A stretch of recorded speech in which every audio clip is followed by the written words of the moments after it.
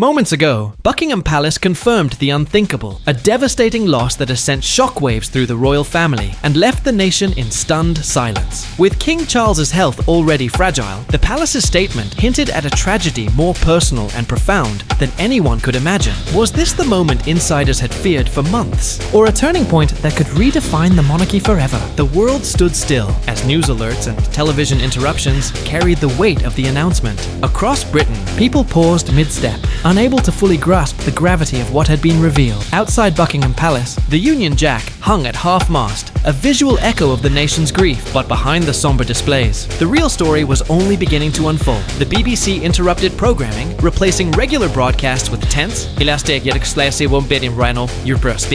silent, classical music. Anchors struggled to speak through trembling voices, hinting at a loss within the royal household, while carefully avoiding names. Outside, crowds gathered spontaneously, holding flowers, candles, and handwritten notes. Phones buzzed relentlessly, social media lit up with speculation, and a quiet panic settled over the city. For the British public, this wasn't just another royal update. The monarchy, usually a distant symbol of stability, suddenly appeared fragile, almost mortal. Even seasoned royal correspondents admitted that the weight of the moment surpassed anything since Queen Elizabeth II's passing. Within the palace walls, staff moved like shadows through hushed corridors. Phones exchanged coded messages. The air was thick with tension and quiet dread. King Charles, pale and visibly weakened, sat by the window of his private study, his distant gaze hinting at the emotional storm brewing behind closed doors. Queen Camilla moved quietly through the halls, composed outwardly but unraveling in private. Moments. Princess Anne's sudden departure from Gloucester sent an unmistakable signal. Something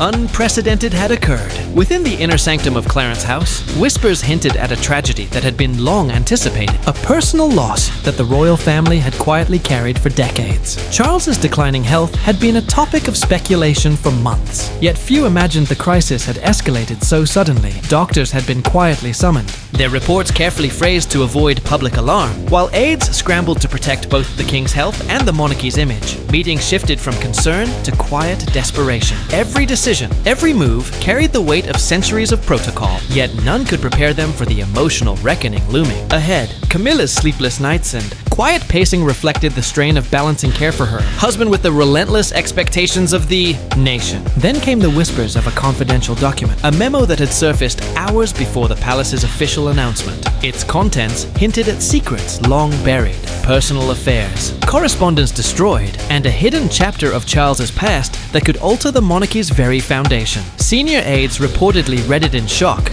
the calm clinical tone of the document only amplifying its devastating implications. The secrecy surrounding it suggested a revelation powerful enough to reshape the perception of the royal family forever. Speculation spread. A suppressed paternity claim, a hidden heir, a truth the palace had spent decades protecting. Amid the quiet storm, Princess Anne made a bold move, known for her stoic protection of family secrets. She spoke through a trusted journalist, hinting at a loss not just personal, but generational. Her words ignited public curiosity and media frenzy. Camilla, blindsided by Anne's disclosure, saw her carefully maintained control slipping. William, caught between loyalty to his mother, sister, and father, tried to mediate the tension. Anne's insistence on truth over silence highlighted a fracture in the royal household that had never been publicly visible. The palace's careful narrative control was no match for the ripple created by her defiance. Within hours, the source of the family's anguish became clear. In the Sandringham archives, a sealed letter written by Charles himself was unearthed, hidden for decades. It contained a confession so profound, it rewrote the narrative of the monarchy. In his own words, Charles revealed that a child from his youth, long believed to have died, had survived, raised under another name to protect the crown. The child represented a secret he had quietly mourned all his life. Every sleepless night, every letter never sent, every hidden act of generosity reflected his guilt. Anne's earlier public defiance now made sense. She had carried the weight of this secret, protecting the monarchy from the consequences of exposure, until the moment came that truth could no longer be contained. Camilla's soul, heartbreak upon reading the confession, was profound. She realized that her life with Charles had been shared with someone still haunted by an unspoken truth. William faced a dual burden, the personal betrayal of discovering a family secret and the political weight of a potential succession crisis. Charles's health deteriorated faded rapidly, as if the revelation itself had drained the last reserves of his vitality. The palace became a hive of silent crisis management,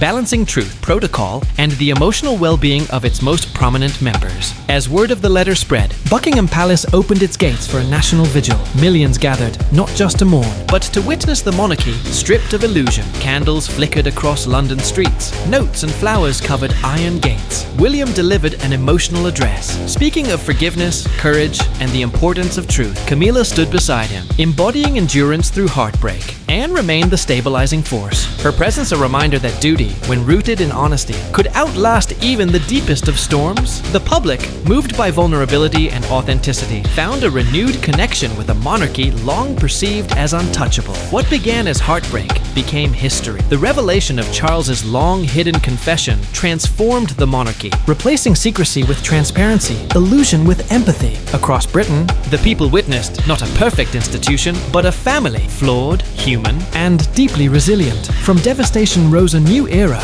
defined not by grandeur or power, but by humility and truth. And in that quiet reckoning, the monarchy discovered its enduring legacy, the courage to face pain, embrace honesty, and rise stronger on the other side.